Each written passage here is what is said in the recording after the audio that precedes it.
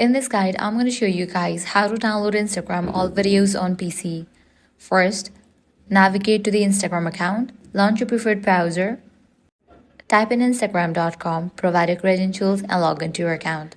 Once logged in, you'll be directed to this page. Now click on the option More. Now select the option Settings. Now head over to the option Account Center. Under that, you're going to find the option Your Information and Permissions. Click on that. Click on Export Your Information. Click on Create Export.